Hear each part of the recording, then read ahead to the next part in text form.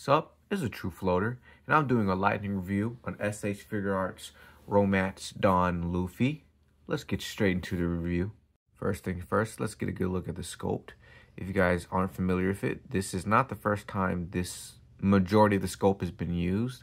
A lot of this is from the first Luffy figure, which I'll bring out later to compare, but same legs, same shorts. Only thing different is the shirt is different, but I imagine same arms as well. The neck and head, I think the neck may be different as well, but for the most part, it's pretty similar. Pretty clean sculpt too, very accurate, I would say. Not much different from the anime. I very much like the look. Now, articulation should be pretty obvious. You can see almost most of the cuts. Double jointed elbows. I think a double jointed knee, but it only goes so far back. But I will say they made a cut in the back of the shorts, which is an improvement from the last Luffy figure. So you get a bit more movement compared to the last one, unless you cut off the pieces of the shorts, is what I did for that other Luffy. Sandal has a toe joint. Go out this far. Go forward. You can move the legs around. That's nice. He also has a ball joint in his hands. Sorry. He has a swivel in his arm. I forgot what you call that. Bicep swivel. He can look up this far. He can look down this far. Really nicely, actually. I will also say he looks up much further than he did compared again to the other Luffy. Or the articulation, for the most part, is just a little better in almost every way. He can bend over that far, or he goes back really far.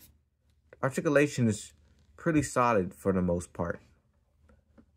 Here are all the accessories that come with this version of Luffy. He comes with 3 extra face plates. The third one is my favorite face plate. An angry Luffy is always a cool Luffy. He comes with an extra head. This head allows you to display him without his hat. He also comes with a piece of meat, which is very in character for Luffy. He also comes with 3 extra hands. And maybe 4. I don't know if I'm tripping, if I lost one or not. I'm not for sure, but you have these normal open hands. You have these other open hands that I'm pretty sure for when he's doing a Gomu no Bazooka. If you watch the anime, you know, if you're watching his reviews, you probably know what that means. He comes, this hand is a pointing hand, and this hand is the hand that allows him to hold the meat. So, really, really cool accessories. I would say pretty good accessories for a figure that's $35, especially an import figure. Now, comparison time. First, let's get him next to a Marvel Legend, the average 6-inch figure. Yep, there's noticeably a difference in his height. Let me change that. Okay, that should look a little better. Now, another comparison.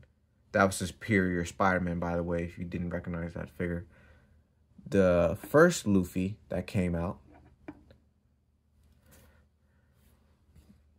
Personally, I favor this one if I hadn't already made that obvious. This guy is just a little better in every... You know, I'll get into that in the next segment. But yeah, here's a good idea of his... My personal opinion, I think this is the best Luffy Figuarts has made. One, price-wise, it's really good. It's the same price as this guy, except this one is an improvement in almost every way. 2, they've only made like 3 Luffys. You have the Gear 5 one, and then these 2, and now they're putting out another one. I forgot. I think it's based off of Egg Island. I forgot the name of the island, but y'all have seen the pictures online. I still think this one may be the best one. The articulation is better almost every way. For example, I cut out the back pieces of the shorts for more articulation, but at the time, it did not look like that, which means it lacked less articulation in order to bend the knees back. It also wasn't able to look that far up, which is why I also cut out a bit of plastic in the neck. Only thing, it's made it kind of loose up there. And third reason why the articulation is better is that the sleeves don't get in the way of the movement of his arms. So you can actually get a bit more out of it.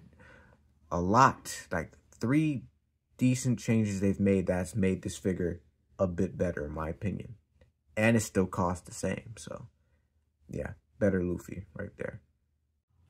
If I had to rate this figure from 1 to 10 as a purchase, honestly, I love the price of it. I love the accessories that come with it. I think they're all, you know, I'm not asking for anything more, especially the fact that it's $35. I think it's an improvement compared to the last Luffy. There's not many problems I have with the figure, if I'm being honest with you. Maybe the sculpting of the shirt could be a little cleaner, so that cut line for the diaphragm joint isn't as obvious. But even then, I don't know how they could have done that without like making it a soft good, you know, shirt, which, you know, maybe. But sometimes soft goods aren't always the way. Sometimes they look ugly and oversized. So I'm not really tripping over that. I may have to give this a 9.5 out of 10. I really like this figure, like, a lot. Maybe a 10 out of 10. Again, the shirt does kind of destroy the illusion a little bit, but I give it a 9. A 9 out of 10 seems a bit more fair. I would say the articulation in the legs could be a bit better, mainly because I would have liked to be able to not only rotate the legs down here, but I would have liked to rotate the shorts in a way, kind of like what you can do with other, you know, Tamashii Nation figures, where you can rotate the thighs as well, besides not just the lower legs. I would have liked that, to have that ability. But besides that, yeah, like, this may be in my top 10 figures of 2024. I'm really, really happy to have this guy. So, yeah.